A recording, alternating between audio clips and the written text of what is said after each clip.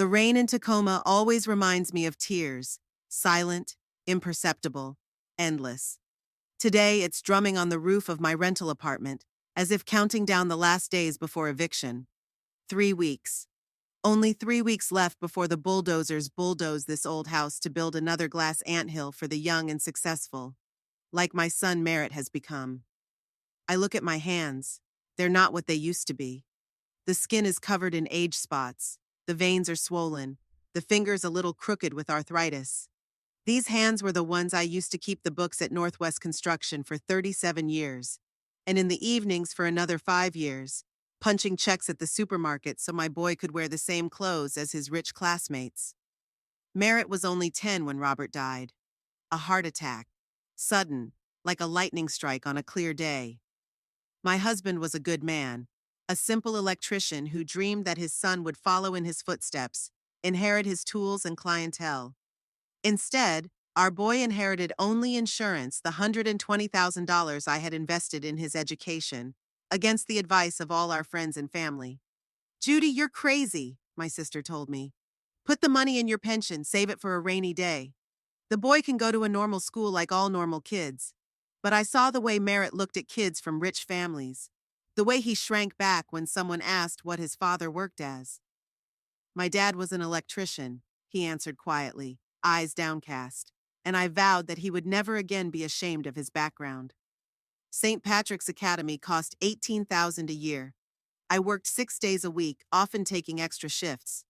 At night, I mended his uniforms, ironed his shirts, checked his homework. I remember his first day of school, a blue blazer with an emblem, hair neatly slicked back, eyes full of hope and fear. He hugged me goodbye and whispered, "Thank you, Mom." He still knew how to say thank you then.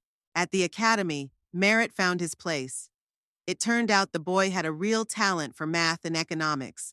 Teachers praised him, classmates respected him. My son began to change. His speech became more refined, his manners sharpened, and his friends, all from families of doctors, lawyers, businessmen. I rejoiced in his successes, not noticing that with each step upward, he was moving a mile away from me. I remember his graduation. I took the day off, bought a new dress on sale at Macy's department store, and even went to the hairdresser. I wanted him to be proud of his mom. But when I arrived, Merritt introduced me to his friends with a curt, "This is my mom, Judith," and immediately turned away to take a picture with the class. As I stood on the sidelines among parents in designer outfits, with their confident voices and condescending smiles, I felt for the first time that I was losing my son. Stanford University was his dream, and I supported him, even though the cost of tuition made me wake up in a cold sweat at night. Almost all of Robert's insurance money went to the academy. I mortgaged our house, took out student loans in his name, found a part-time weekend job calculating taxes for small neighborhood businesses. "You're doing too much for him," my old friend Frank, Robert's former coworker, told me. "The guy should make his own living like we did." But I couldn't stop.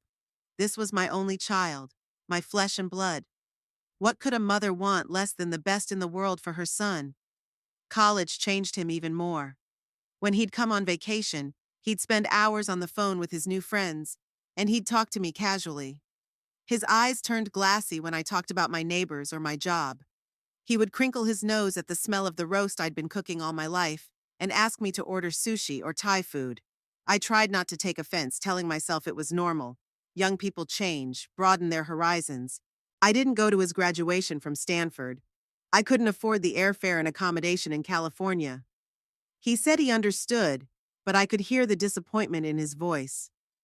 Then I learned from his Instagram that his girlfriend Tamsin's family, all three of them, who flew in from New York on a private jet, had attended the ceremony.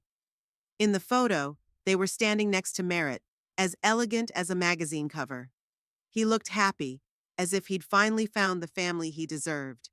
Tamsin Prescott, the daughter of an investment banker who grew up with a silver spoon in her mouth. She graduated from Stanford with an art degree and had never worked a day in her life. When Merritt brought her to Tacoma to meet me, she looked around my modest home with an expression as if she'd been brought to a museum of poverty.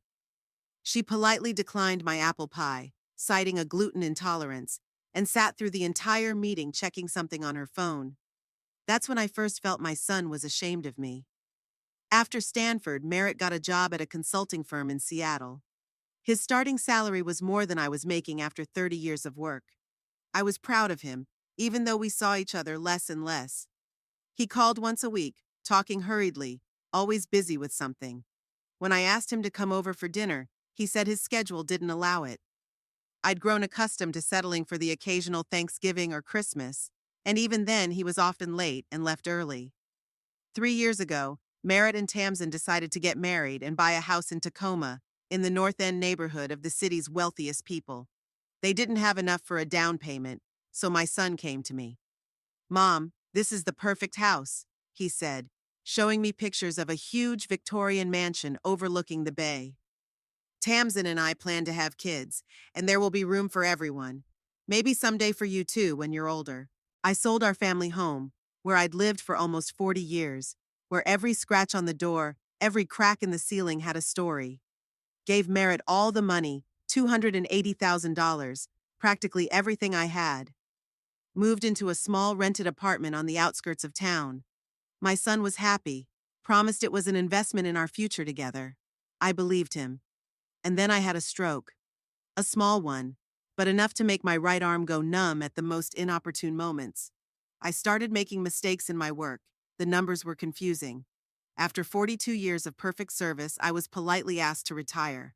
My severance pay and Social Security barely covered rent and medication.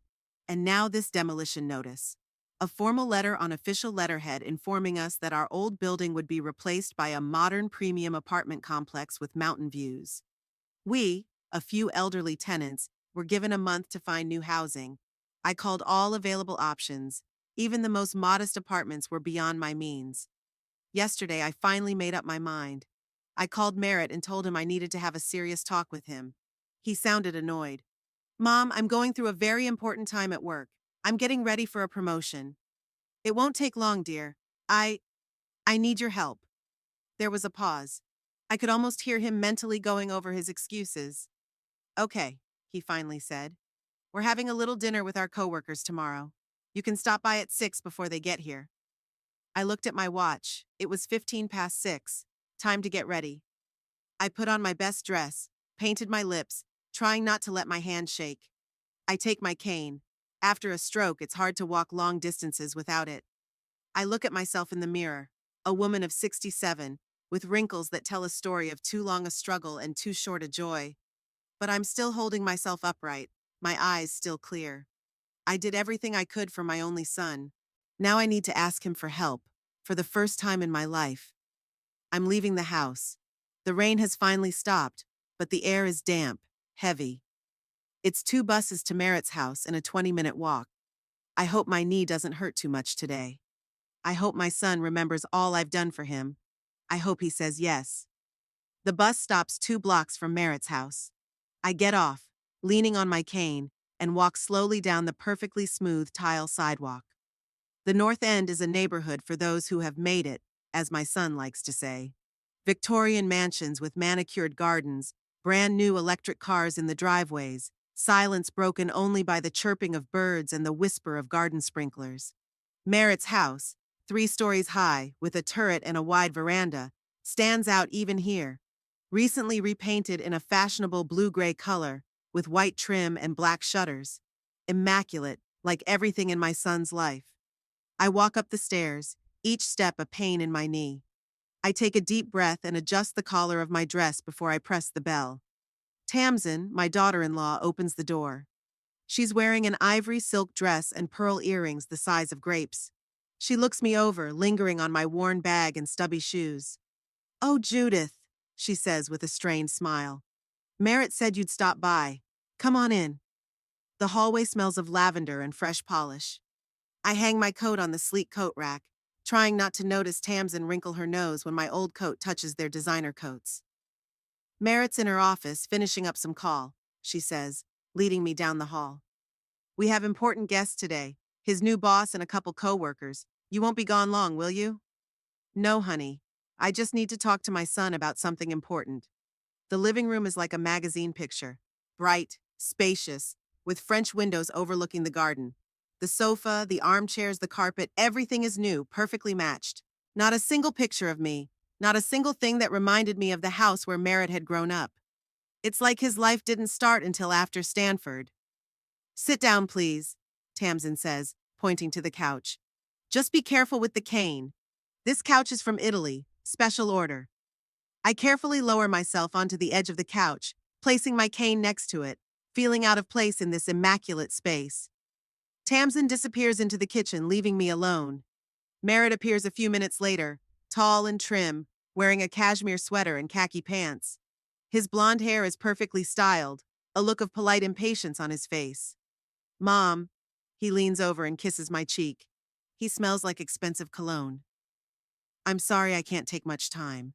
We have an important dinner tonight. I understand, darling. I won't interrupt. I just need to talk to you about my situation. He sits down in the chair opposite, keeping his back straight as if he's afraid of wrinkling his clothes. Is something wrong? I'm gathering my thoughts. I need to make this short and sweet. My house is being demolished. The new owners are planning to build a modern complex there, and all the tenants have been given eviction notices. I have 3 weeks left to find a new place to live. Merritt frowns. What do you plan to do? That's the thing, darling. I've called every available option, but I can't afford even the most modest apartments. Since my stroke, I can't work full-time, and my pension barely covers my medication. Can't you find some part-time work? Maybe some tax advice like you used to do? My right arm. It's been acting up since the stroke. I make mistakes in my calculations. No one wants to jeopardize their tax returns. There's a pause.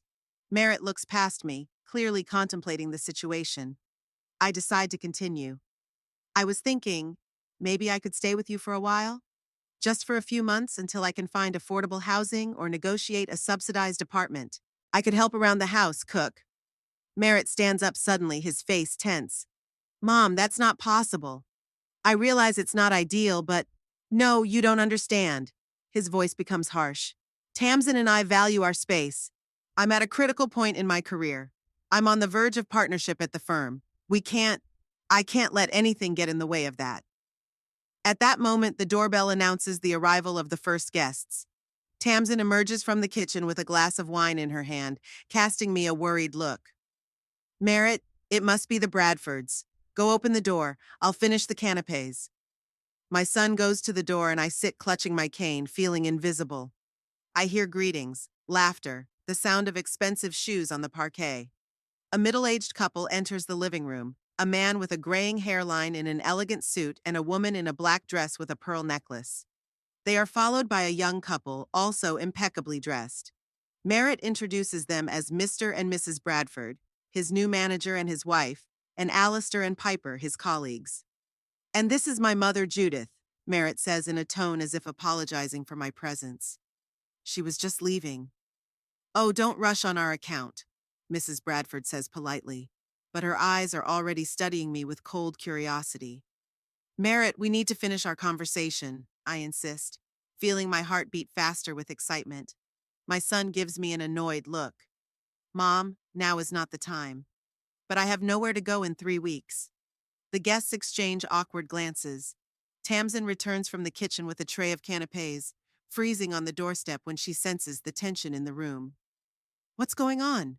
She asks with a strained smile. Judith is looking for a place to live, Mrs. Bradford explains. Such a difficult situation. Especially at your age, Mr. Bradford adds with faux sympathy. My father-in-law recently moved into a beautiful nursing home in Olympia. Maybe you should consider something similar. I see Merritt tense up. His face turns red, not from embarrassment for me, but from rage. He takes a deep breath, and I recognize that grimace he's trying to control his anger. Mom, he says too quietly, too calmly. Let's talk about this later, but I can't back down. Not now. Merritt, I need an answer. Can I stay with you for a while? Silence falls in the room. Even Tamsin freezes with the tray in his hands. Merritt takes a step toward me, and I see something cold in his eyes that I've never noticed before. No, Mom, you can't stay with us. Not for a day, not for a week, not for a month. We don't have room for you. But Merritt, where would I go? This house. I helped you buy it. I gave you all the money from the sale of our family home. I see his face contort with anger. He leans toward me, almost hissing. Yes, you gave me the money. As you should have. I'm your son. But that doesn't give you the right to barge into my life and embarrass me in front of my coworkers. I'm not trying to embarrass you. My voice trembles. I'm just asking for help. Help? He almost laughs. All my life you've reminded me of how much you've done for me. How hard you've worked. How much you sacrificed. You know what? I'm tired of being your project, your accomplishment, the person who has to justify all your sacrifices. His words hit me harder than if he'd raised his hand. I will never. Oh, please, he interrupts. You've always used me to make yourself feel important. A poor, self-sacrificing mother who gave up everything for her son. And now you want to parasitize my success? Live in my house? Embarrass me in front of my coworkers and clients with your appearance? The guests stand frozen like statues. Tamsin sets the tray down on the table, walks over to Merritt and puts a hand on his shoulder as if to support him. Merritt is right, Judith, she says quietly but firmly. This house is not suitable for an elderly man with your limitations. The stairs, the thresholds, you could fall. Plus, we're planning to start renovations soon. It'll be noisy and dusty. Perhaps there are some good state-run nursing homes that can help you? I slowly stand up, leaning on my cane. I feel my heart pounding, the blood rushing to my face. But in a strange way, I feel calm. Like a part of me always knew this moment would come. I understand, I say, looking straight into my son's eyes. You've made yourself very clear. Good. He takes a step back, his face still red with anger.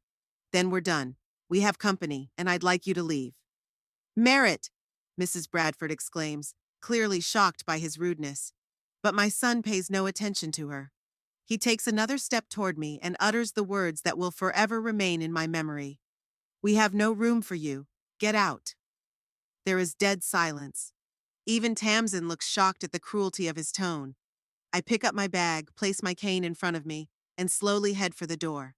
As I pass Merritt, I stop for a moment. You forget that everything you have was given to you by me, I say quietly. Me, I say quietly with a smile. Not evil, not vindictive, just understanding. I walk out of the house without looking back. I walk down the stairs, each step hurting my knee and my heart. But I don't cry.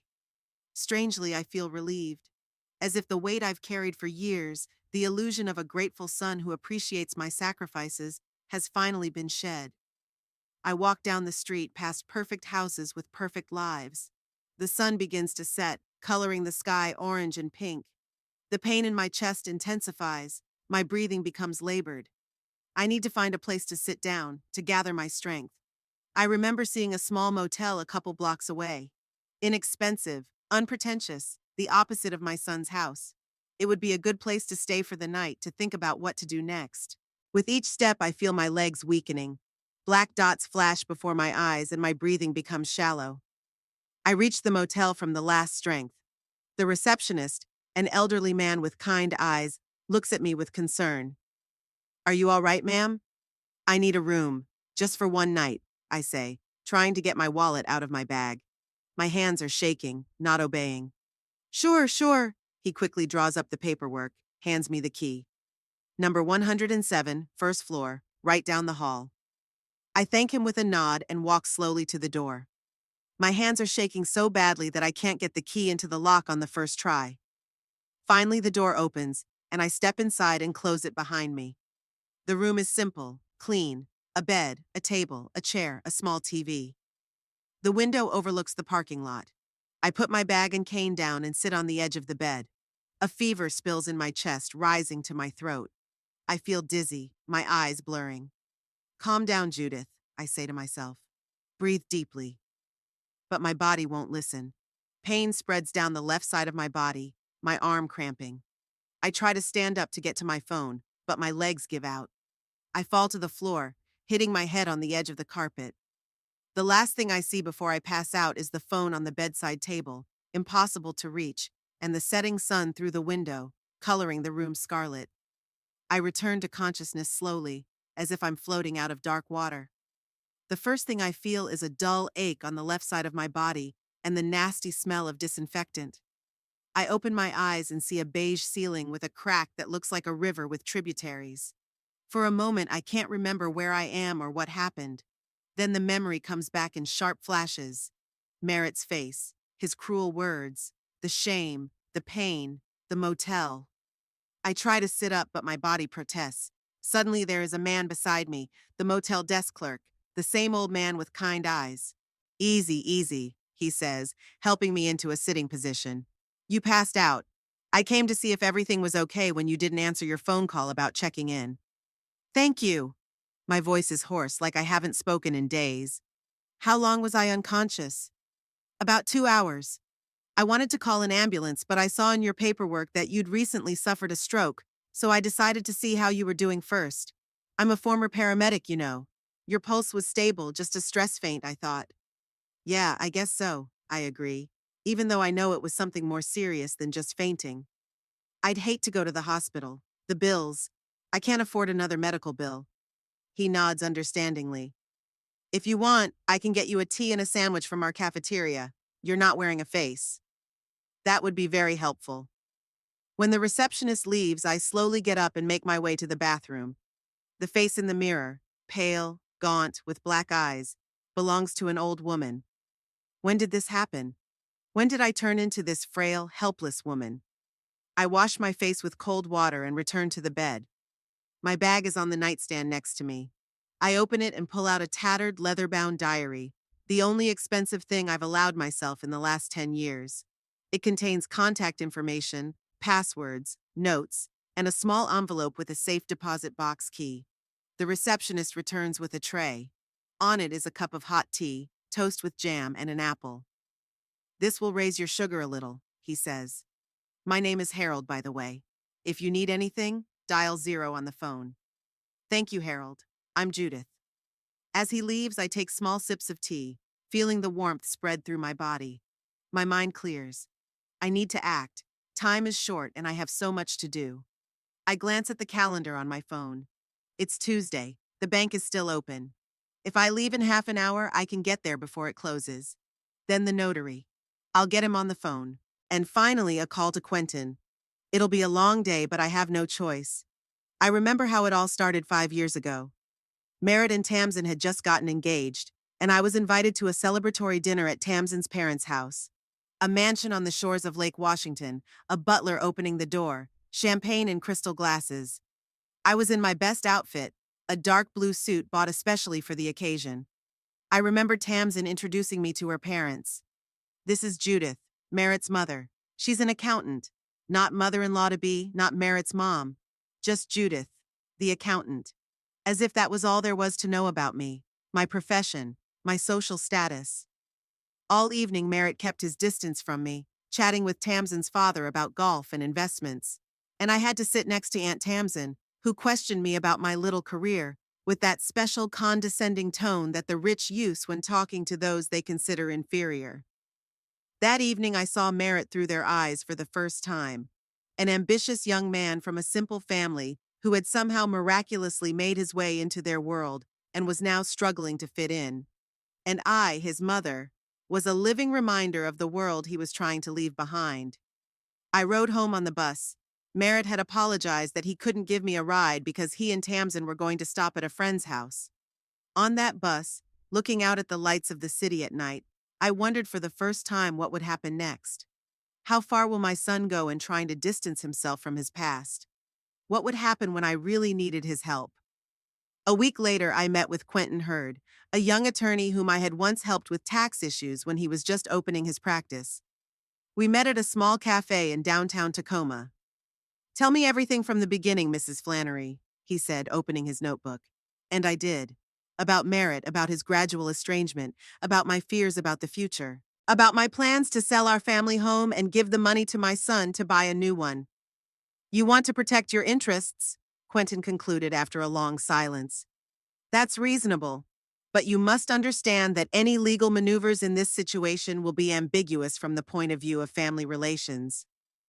I understand, I replied then. But it's better to have insurance and not use it than to end up on the street in old age. From that day on, we began to develop a plan. Quentin found loopholes in real estate law that would allow me to retain certain rights to the house I had bought for my son. When it came time to formalize the transaction, I insisted that all the paperwork go through me. I explained to Merritt that it would be easier on the taxes. He didn't mind. He'd always found financial matters boring. In the end, special clauses were added to the documents, so inconspicuous and legally confusing that neither Merritt nor the notary took any notice of them. At the same time, I started a small company, Flint Consulting, named after my mother's maiden name. On paper, it was an accounting firm, but its true purpose was to become a legal shell for various assets that could be useful in the future. Over the course of 3 years, I methodically built my defense. I took out various insurance policies and contracts on Flint Consulting. When Merritt asked for my help in tax matters for his company, I offered to make some payments through my firm to optimize taxation. He agreed without even reading the documents I prepared. And now, lying in a cheap motel after my son kicked me out of his life, I know it's time to activate this plan. I get out of bed, every movement echoing the ache in my body. I put on a fresh blouse that was in my bag, trying to make my hair look decent. I put on a mask of calmness I'd learned over the years as an accountant to hide my emotions, especially when it came to finances. I walk out of the motel, leaning on my cane. The sun is already high and the day promises to be hot. I stop a taxi, an unacceptable luxury for my budget, but today every minute counts. To the First National Bank, please, I say to the driver, an elderly man with deep wrinkles around his eyes. Bad day? He asks, looking at me in the rearview mirror. More like a fresh start, I reply with a slight smile. At the bank, I am greeted by a young female employee with bright red lipstick and an artificial smile. I ask to be escorted to the safe deposit boxes, show my key and ID. She checks everything through the system, nods, and leads me to a special room. My box, number 236, contains several folders of documents, a flash drive, and a small box of family heirlooms. I only take the documents and the thumb drive. Everything else can wait. In the separate client room, I look over the papers, make a few notes in my day planner. Then I pull out my cell phone and dial a number. Quentin Hurd's office, how can I help you? The receptionist answers. This is Judith Flannery. I need to speak to Mr. Hurd urgently. Tell him it's about Project Flint. A few minutes of waiting, then a familiar voice sounds in the receiver. Judith, is something wrong? It's time, Quentin. We're activating the plan. A pause on the other end of the line, then a quiet sigh. Are you sure? It's irreversible, you know. I'm absolutely sure. My son. He kicked me out of his house yesterday, said there was no place for me in his life. I'm sorry. He sounds sincere. In that case, we need to move quickly. Meet me in my office in an hour? I'll be there. I leave the bank and head to the nearest cafe. I order a cup of tea and a sandwich. I need energy for the day ahead. While I'm waiting for my order, I pull out my phone and look through my contacts. I find the number of my old friend Thomas, who works at the registry office. I dial it. Tom, it's Judith. Remember you said I could call you if I needed help with the paperwork? I need your help today. An hour later, I'm in Quentin's office, a small but elegant space in the center of town. He meets me at the entrance and helps me into a comfortable chair. You look tired, Judith. I'm fine. Just a little seizure last night. His eyebrows go up. A seizure? You should see a doctor. Later. We have more important things to do right now. Quentin shakes his head but doesn't argue. He knows that when I make a decision, I can't be swayed. He spreads out the papers I've brought on the table, adds his own to them. So, Project Flint. We've prepared everything in advance. All that's left is to activate the triggers. The first step is transferring ownership of the house back to you through the trust we set up. The second is freezing the business accounts associated with your son's company through those legal mechanisms we talked about. I nod, looking over the documents. Everything is exactly as we planned. The cold, calculating part of me, the part that has spent years balancing complex ledgers, is satisfied with the precision and elegance of this plan. But the other part, the part that still sees Merritt as the little boy who once held my hand tightly while crossing the street, feels a stab of pain. Quentin, is this really right? He looks at me for a long moment. Judith, I can't answer that question. Legally, it's perfectly legal. You're not doing anything illegal. But morally, that's for you to decide. I close my eyes for a moment, remembering Merritt's words. We have no room for you. Get out. I remember Tamsin's cold eyes, her words about nursing homes. I remember how my arm went numb after my stroke, how I cried at night in pain and fear of the future. And finally, I remember how I sold the house I lived in most of my life and gave the money to my son, who now refuses to help me. Yes, this is the right thing to do, I say firmly. Let's get started. The next hours pass in feverish activity. We sign documents, Quentin makes calls, sends emails. I go with him to the notary's office, then to the bank. Every step is calibrated, every action thought out. My plan unfolds like a complex chess game where every move has consequences. By mid-afternoon, I feel my strength is running out. The pain on the left side of my body intensifies, and dark spots periodically appear in front of my eyes. But I don't let myself stop. Not now, when we're so close to completion. One last document, Quentin says, holding out a paper to me. This is the official eviction notice. Once you sign, it will be delivered to Merritt and Tamsin within 24 hours. My hand trembles as I pick up the pen. This is the final step, the point of no return. After this, there's no turning back. He's my son, I whisper. And you're his mother, Quentin replies. The mother he threw out on the street when she needed help. I sign the document with a firm hand. What now? Now you rest. The mechanism is started, the machine is running. By tomorrow morning, Merritt will find his financial life completely transformed. And me? Well, you can return to your home in 2 weeks when the legal formalities are complete. In the meantime, I've booked you a room at the Seaside Hotel. It's not very expensive, but it's a lot more comfortable than the motel you're staying at. Thank you, Quentin, for everything. He helps me up, props me up on his elbow. Don't thank me. I'm just doing my job. Frankly, I admire your strength, Judith. Not everyone could do what you do. We're leaving the office. The day is winding down to evening, the sun sinking below the horizon, coloring the Tacoma sky in shades of pink and orange. Quentin catches a cab and helps me get in. Seaside Hotel, he says to the driver, then leans toward me. Get some rest, Judith. Tomorrow begins a new chapter of your life. I nod, too exhausted to speak. The cab pulls away, and I stare out the window at the city floating by. A strange sense of peace overwhelms me. What I did today will change my son's life forever. But he made his own choice when he closed the door in front of me. Now he will learn that every choice has consequences. I close my eyes, imagining Merritt waking up tomorrow morning to find his carefully constructed world crumbling. Right now I should feel triumph, gloating, revenge. But all I feel is tiredness and a strange relief, as if I finally shed a heavy burden I've been carrying for too long. There are still many challenges ahead. My health is failing, my future is uncertain. But for the first time in years, I feel in control of my destiny. No one else will decide for me. No one else will make me feel insignificant or unwanted.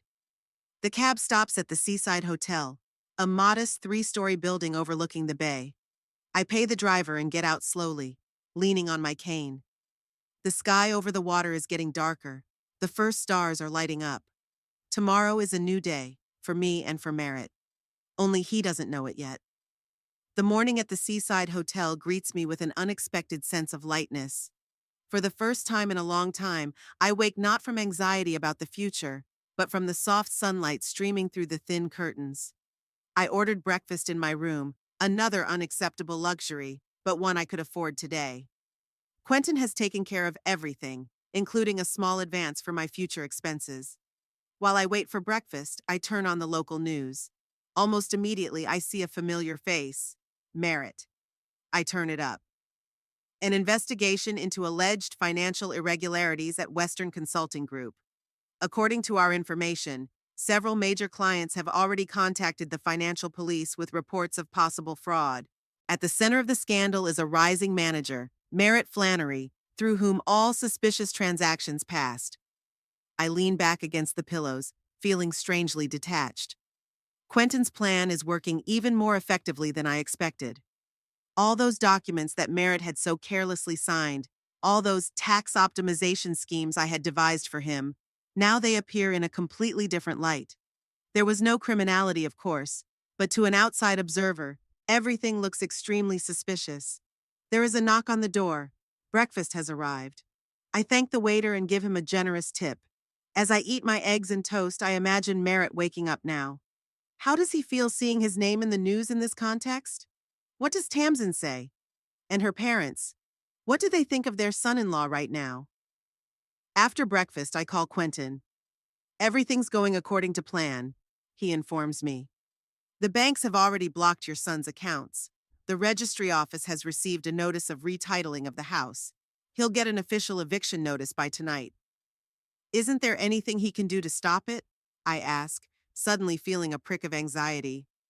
Theoretically, he could, if he had a very good lawyer and a few weeks of time.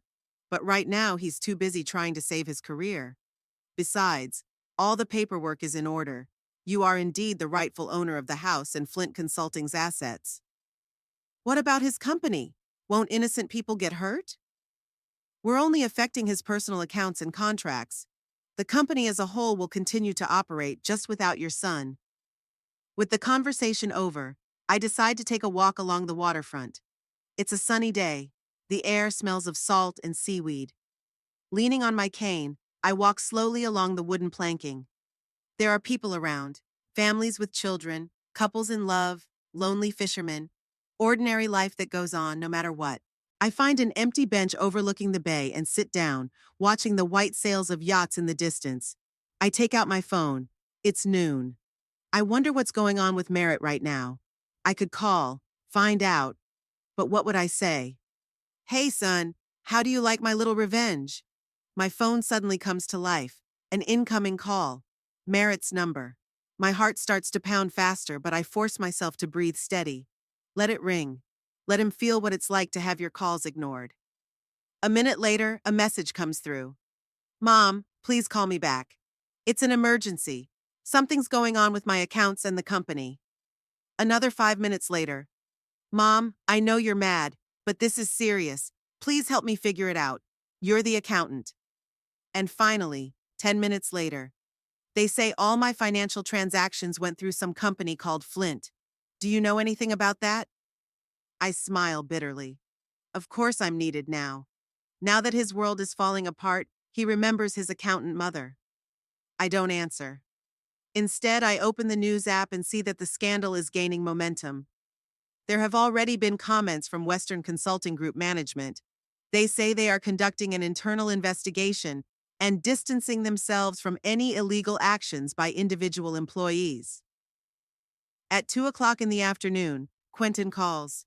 Judith, things are moving faster than we expected. Merritt was just fired from the company. They're trying to distance themselves from the scandal. That fast? I'm surprised. I expected it to take a few days.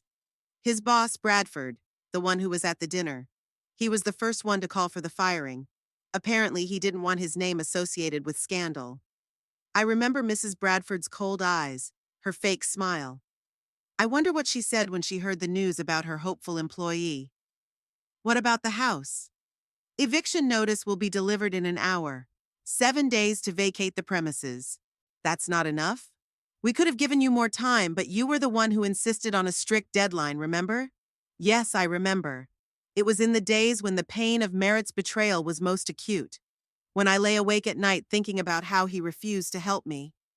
Now that pain has dulled, replaced by something akin to a tired sadness. It's all right. Make it 7 days. After the conversation, I decide to head back to the hotel. On the way, I stop at a small cafe and order a cup of tea and a sandwich. As I eat, my phone keeps vibrating with Merritt's calls and messages. Finally, I can't take it anymore and read the last one. Mom, for God's sake, what's going on? I just got a notice that our house belongs to you. How is that possible? We bought it together. I put my phone away. No, not together. He'd never acknowledged my role in the purchase. To him, it was always his house that he earned with his own labor. My contribution, those $280,000 from the sale of the family home, was something he took for granted, a tribute that a mother owed to her son. I'm back at the hotel by 5 p.m. There's a small TV in the lobby, tuned to the local news channel. Merritt's face is on the screen again, now an archival photo from some corporate event. He's smiling, confident in himself, in his future. The announcer talks about the stunning fall of a promising financial advisor and possible legal ramifications. In the room, Quentin calls again. There's news we didn't expect, he says. Tamsin has filed for divorce. What? It's really sudden. So soon? According to my sources, her father insisted. Didn't want his daughter's name associated with a financial scandal. They've already hired a lawyer to prove she had nothing to do with her husband's affairs. She left the house? Yeah, about an hour ago, with suitcases and boxes. Witnesses say there was a loud argument in the driveway. I'm trying to visualize the scene. Tamsin, always so reserved and cold, yelling at Merritt in front of the house. The neighbors peering out from behind the curtains. My son, confused and angry, trying to understand how his perfect life could have fallen apart in one day. Thanks for the information, Quentin. Keep me posted. After the conversation, I sit at the window for a long time, looking out over the bay. The sun is slipping toward sunset, coloring the water pink and gold. My phone keeps ringing now from unfamiliar numbers. Apparently, Merritt is trying to reach me from other phones. I mute it, but I don't turn it off. I want to see his messages. I want to know what he's thinking right now. At 8 p.m., I decide to turn on the TV. I change channels until I find the local news. And I'm surprised to see footage from our street, from Merritt's house. There's a police car in front of it, several reporters with microphones. And in the driveway is my son, disheveled, in a wrinkled shirt, shouting something to a reporter. Replay footage of an incident that took place an hour ago outside the home of Merritt Flannery, the former financial advisor at the center of the scandal.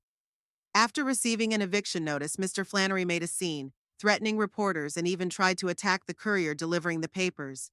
The police were called by neighbors. The phone vibrates again. A new message from Merritt. This is your job, isn't it?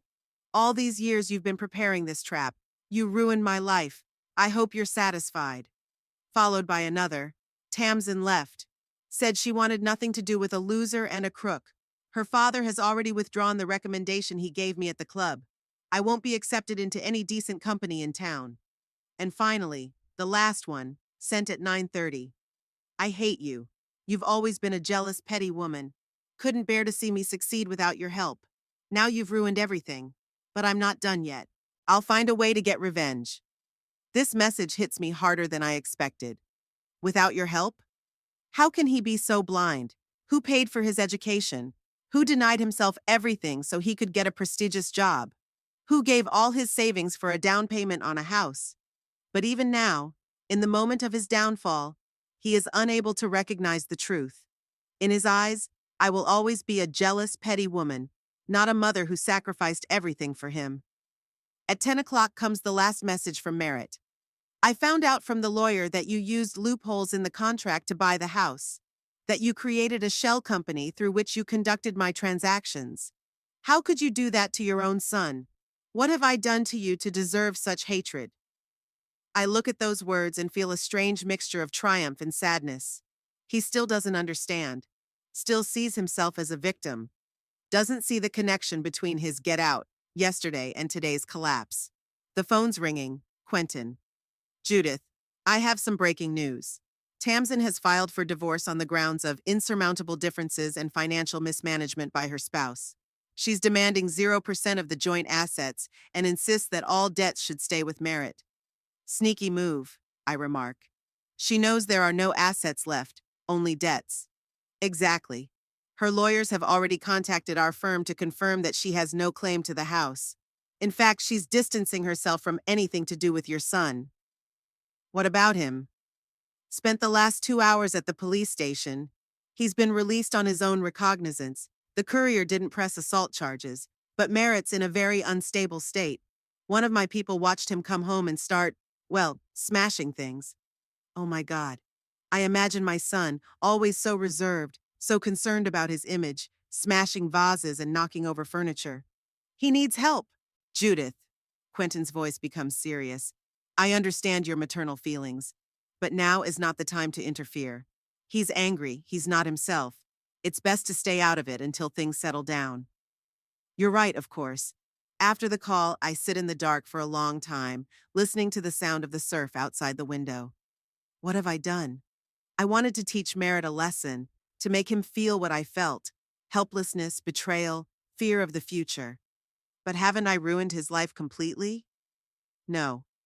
I shake my head, pushing the doubt away. He's young, healthy, still has his education and experience. He'll find a new job, maybe not as prestigious, but enough to live a decent life. Tamsin is gone. But was she ever a true partner? Did she truly love him if she left him at the first sign of trouble? The house is lost, but he'll find a new home, albeit a more modest one. And me? What have I gained by this revenge? A house, yes, which is now legally mine. Financial security for the rest of my years. But also a son who now hates me even more. I catch myself thinking that it doesn't matter anymore. His relationship with me is no longer the center of my universe. I'm finally free of the need for his approval, for his love that he could never give in the way I needed. Before bed, I check my phone one last time. Another text from Merritt sent at almost midnight. I'll find you wherever you're hiding, and when I do, you'll wish you hadn't. You have no idea what I'm capable of. You think you know me? You don't know anything. I'm not some little boy you could manipulate. Now you will know the real Merritt Flannery. The message is frightening, but in a strange way I feel no fear. Perhaps because behind all the rage I see a confused child who has been told no for the first time in his life.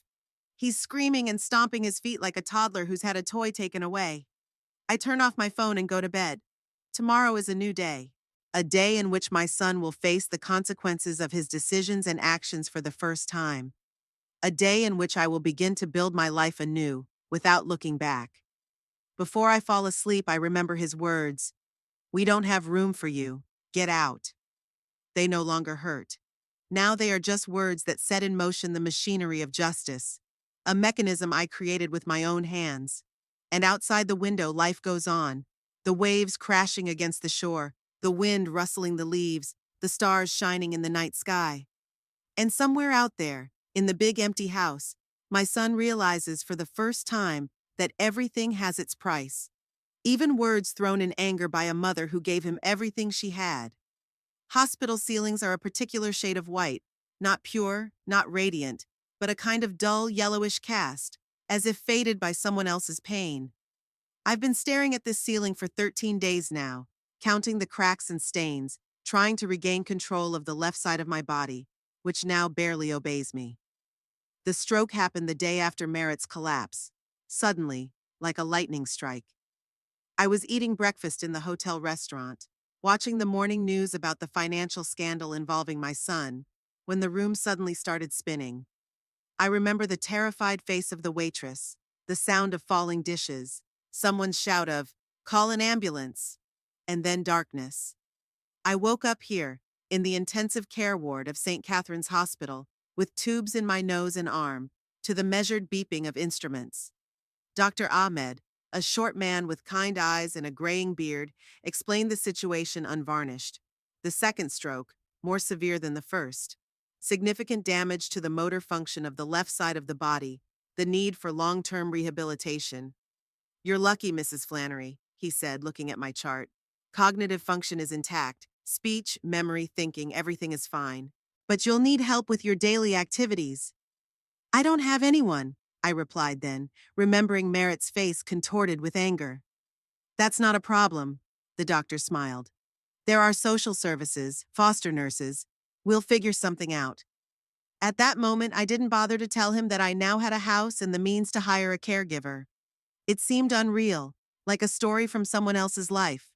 Not only did the retribution I had dreamed of for so long bring me satisfaction, but this blow was like a reminder that there are two sides to every coin. Quentin visited me 3 times. He brought flowers, fruit, news from the outside world. He told me that Merritt had tried to challenge my actions through the courts, but without money for a good lawyer, his attempts had failed quickly. Tamsin filed for divorce and moved to New York to stay with her parents. The house is now officially mine, all legal formalities complete. And Merritt? Where is he now? I asked him during Quentin's last visit. He lives in his car, he answered reluctantly. Sometimes sleeps in cheap motels when he can afford it. Tried to get a job, but his reputation. You understand? I nodded. I did. The financial world is a small place, and people have long memories. Even if no charges were formally filed, the stigma would stay with him for a long time. Did he come to the house? I asked him. A few times. Standing in the driveway looking at the windows. Once he yelled something, not very nice. The neighbors called the police. I closed my eyes, picturing the scene. My son, always so reserved, so concerned about his image, shouting in front of the house that was once his fortress. You don't have to worry about that, Quentin continued. I've hired a security service to watch the house. No one will get in until you return. Today is the day I return. Dr. Ahmed is reluctant to sign the release, grumbling that I need at least another week of observation. But I insist. I want to go back to the house, my home, and start a new chapter of life. Promise me you'll hire a caregiver, he says, handing me prescriptions and a list of recommendations. With your condition, it's dangerous to be alone. Already arranged, I reply. The agency sent a woman named Eleanor who will be waiting for me at the house. Quentin meets me at the entrance to the hospital. He helps me into the cab, puts my new cane, a metal cane with a rubber tip, on the seat next to me. I notice him carefully surveying the parking lot before closing the cab door. Are you expecting trouble? I ask. Just a precaution, he answers evasively. Merritt has been unstable lately, threatened to find you. He's my son, Quentin. He won't hurt me. I wouldn't be so sure. Quentin frowns. People change when they lose everything. The drive home takes 20 minutes. I look out the window at the city floating by. Tacoma seems different after 2 weeks in the hospital, more vibrant, more alive. Or is it just my perception that has changed? Finally, we pull up to the house, a large Victorian mansion with a wide veranda and turret. My house. The cab stops, and I see a woman standing at the entrance, a full, kindly-faced woman with gray hair gathered in a neat bundle. Eleanor, my new nurse. Welcome home, Mrs. Flannery, she says as she helps me out of the car. I've prepared a light lunch and ventilated the rooms. Thank you, I say, leaning on my cane.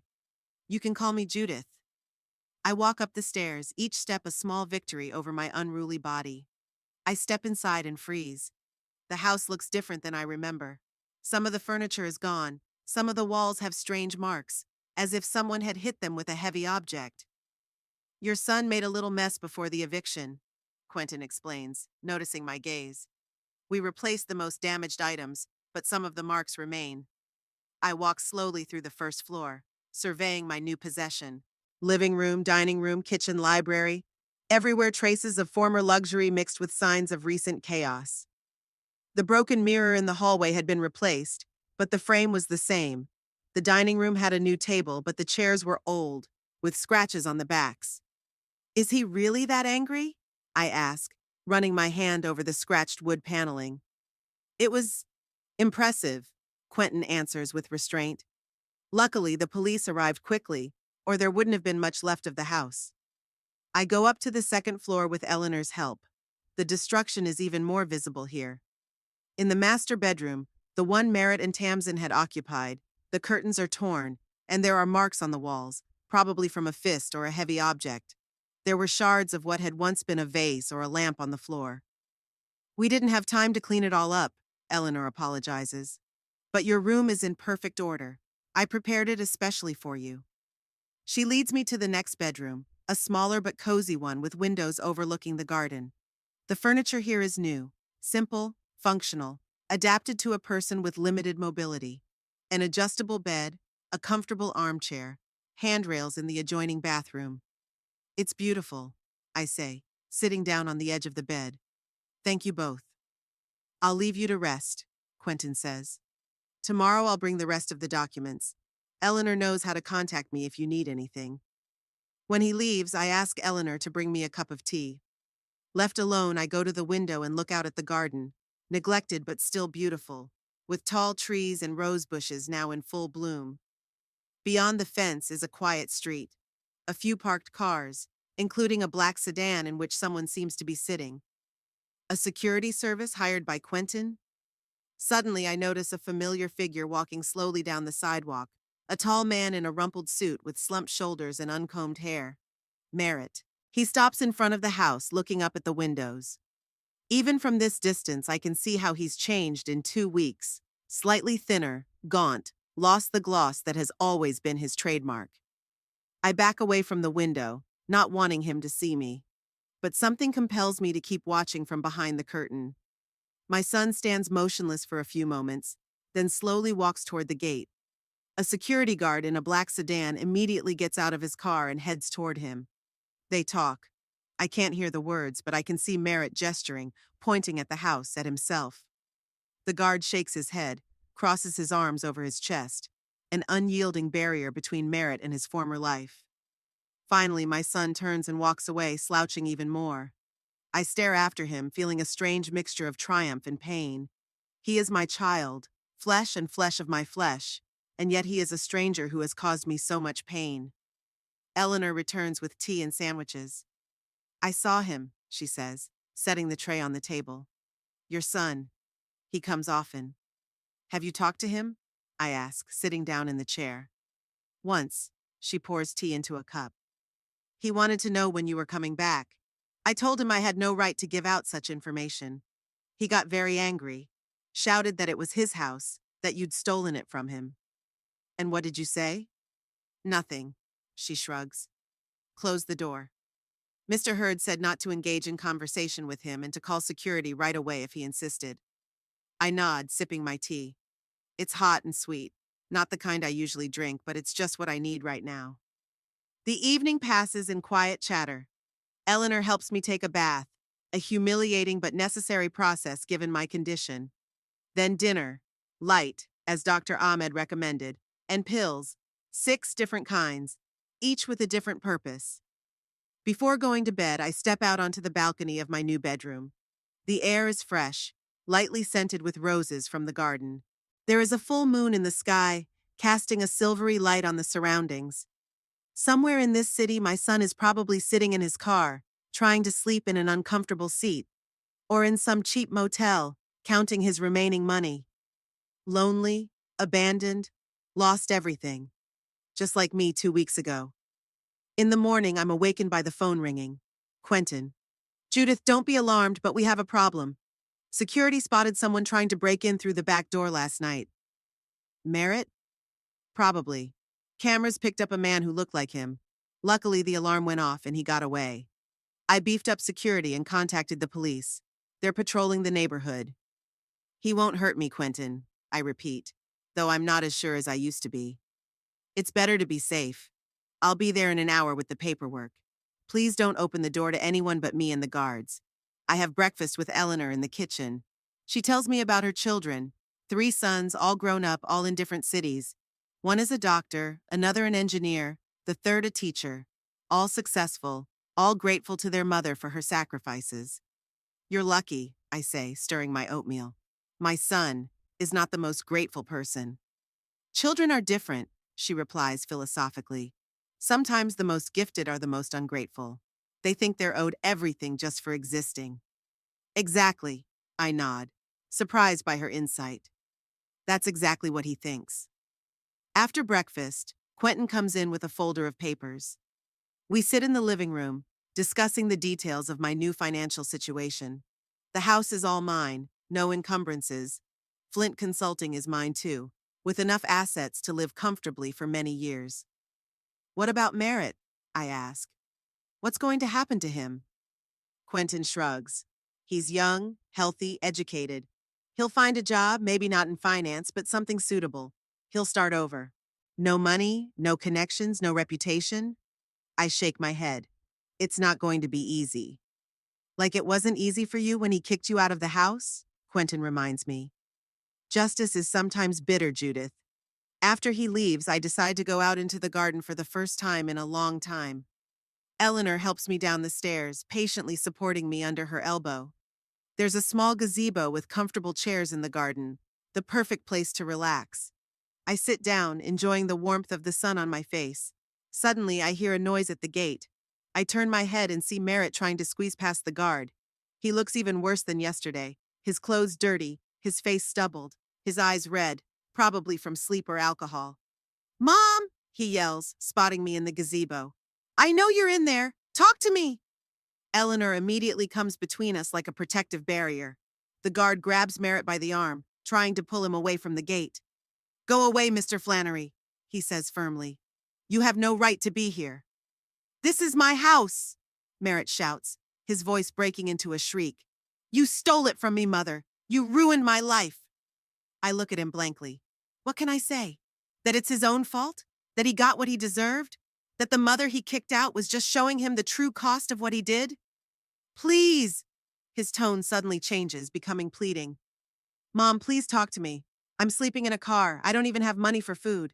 Everyone has turned their backs on me. Tamsin's gone. My friends won't return my calls. You're all I have left. Everything you have, she gave you, Eleanor says suddenly, her voice cold as ice. And you repaid her by kicking her out on the street. Merritt looks at her hatefully. Shut up. You don't know anything. She's been controlling me my whole life, always making me feel indebted, like my life belonged to her because she worked for me. Because it was, I say quietly, finally finding the strength to speak. I gave you everything, Merritt. My time, my money, my dreams. And when I needed help, you kicked me out. You can't keep saying that to me forever. He shakes the gate and the guard grabs him again. Yes, I said what I said. I was angry, but you destroyed me. Because of one phrase spoken in anger. We have no room for you, get out. I repeated his words. It wasn't just a phrase, Merritt. It was a judgment. My judgment. And now you know how it feels. His face contorts with anger and pain. He pushes the guard away with unexpected force and climbs over the gate. Eleanor screams and I try to get up, but my body won't listen. Merritt runs toward me through the garden, the guard behind him. Something glistens in his hand. A knife? A shard of glass? But before he reaches the gazebo, the guard catches up with him, knocking him down. They roll on the grass, struggling. I hear a cry of pain. I don't know whose. Then police sirens. Eleanor must have called the police in time. 2 patrol cars stop in front of the house. 4 officers get out, quickly assess the situation, and rush toward the fighting men. Merritt is dragged away, handcuffed. He doesn't resist, looking shocked, as if he can't believe what's happening. Mrs. Flannery, one of the officers approaches me. Are you okay? Do you need medical attention? No, I answer as I look at my son being led to the patrol car. What's going to happen to him? Assault, trespassing, resisting arrest, the officer lists. Plus a violation of a previous order to stay away from you. He's facing serious penalties. Merritt looks at me over his shoulder, his eyes full of hatred and despair. Then they put him in the car and it drives away, taking my only son to an unknown future. In the evening, sitting in the garden with a cup of tea, I reflect on what has happened. About justice, about retribution, about the consequences of our decisions. I wanted to teach Merritt a lesson, but I didn't expect it to end so definitive. He was ready to attack you, Eleanor says, sitting next to me. He had a knife. The guard got a cut, albeit a shallow one. I know, I nod. And it still hurts. He's my son. A son who was willing to hurt you, she reminds me. Some ties are best broken, Judith. Even if they're sealed with blood, maybe she's right. Maybe my life will be better without Merritt's toxic presence. I have my home, my financial security, my independence. I have Eleanor to take care of me and Quentin to protect my interests. Perhaps that is enough. The sun is setting, coloring the garden in golden tones. In the distance, I can see the figure of a man walking down the sidewalk, not Merritt, just a passerby hurrying home. To his family? To loved ones? To those waiting for him with an open heart? I chose revenge over forgiveness, justice over mercy. And now I live with the consequences of that choice, in a beautiful home, in comfort, but with a bitter residue in my soul. I do not feel joy at my son's fall, only sadness at the realization of what we have both become in this game of mutual resentment and grievances. I finish my tea, watching the last rays of the sun disappear over the horizon. Tomorrow is a new day. A day without Merritt, without old grudges, without having to prove anything to anyone. A day where I can finally live for myself, maybe for the first time in my life.